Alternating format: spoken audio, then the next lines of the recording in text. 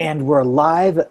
Good morning, everyone. You're watching Otherobert with Robert, and of course, Boys, girls, all my trombaholics out there, welcome back to Otherobert. I am, of course, Joe. I put the other in Otherobert.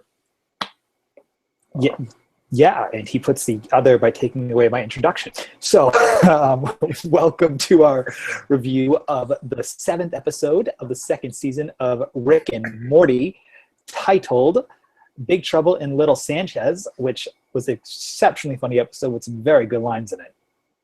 Yeah, and it was... Okay, was it the funniest episode this season? No, definitely not. But it was good. And I said this a few weeks ago. Even the weaker elements of Rick and Morty, I use that term very loosely, because even the weaker episodes of Rick and Morty are still so good. So in terms of Rick and Morty, I don't think this is one of the standouts from this season, but it was still a very good episode. And excuse me. And the guest star this week, or one of them, Jim Rash from Community, the Dean. Love Jim Rash, and I love these guest stars they have this season. And yeah, I like it too. It's fun. It adds to the show quite a bit. He fits so well. Humor. He has a very kind of cartoony voice, I guess, and it adds. Animated. It's very animated. Yeah, it's very animated indeed. So, excuse me, it adds definitely. So yeah. So this episode was broken up with the stories of the parents with Beth and Jerry, where they're having marriage counseling issues, and it pretty much goes to hell.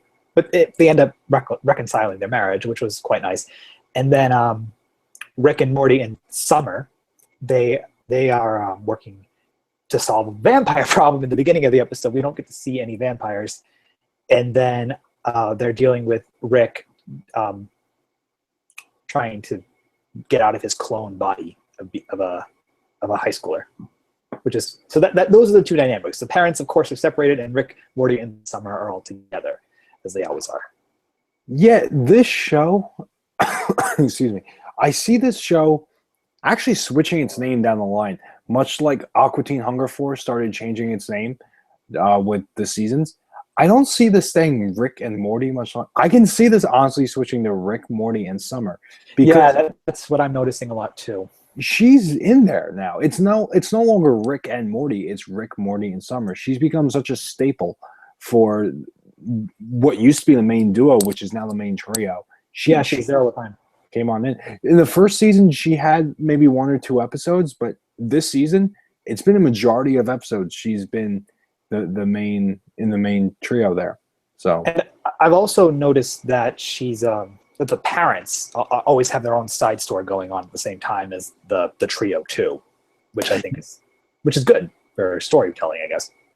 Yeah, it's kind of it repeats itself in that way, but it's welcome, and it's not like it overdoes itself there. I mean, we can kind of expect at this point it's the trio having their A story, and then the parents having their B story, and I'm okay with that. I'm okay with that too. I actually like Rick and Morty is relatively short in terms of its seasons, so I like that when shows have sort of like a routine per episode, and if it works well, and it does here. So I think it does work quite well with Rick and Morty, and I found the jokes this episode quite funny, especially with and I hate swearing on my channel, but the shit joke, I thought that was one of the best jokes of the entire episode. I love it. I love when they take something that's so simple that you hear all the time and they just run with it. And in that case, loved it. What else were you going to say? I also just kind of like the random jokes between the parents back in the planet, because I just thought their interactions were really great.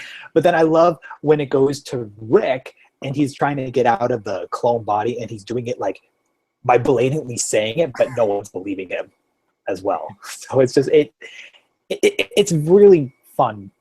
It's fun. It's a fun show. It's a great distraction from whatever you're doing, and you will laugh the whole time. Yeah, and it was still a relatively clever episode plot for, especially the main plot. This show never gets lazy in terms of thinking up the plot for the episode. It always feels fresh. Yeah, I think with having a heavily sci-fi background to it adds to the creativity element of the show. And that's how it feels. It feels like every episode is a new gimmick when it comes to a sci-fi element. And it's great. And like I said, it never feels like it repeats itself. Yep.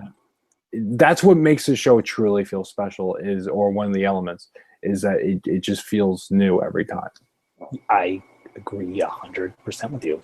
And I think that is a perfect review of the show, of this episode. I think it wasn't the strongest, but it was definitely a really enjoyable episode with some really great subplots to it. Excuse me. Absolutely. All right. So wrapping this up, I am Robert. That is Joe. There are links in the description down below to interact with myself and Joey over here. And subscribe. And subscribe, please. Yes, we always appreciate the new subscribers. It gives us the enthusiasm to throw out more videos. And thank you all for watching. And hopefully we can cover episode 8 next Sunday. So thank you guys for checking us out. And hopefully we'll talk to you all later in the comments below. Good night.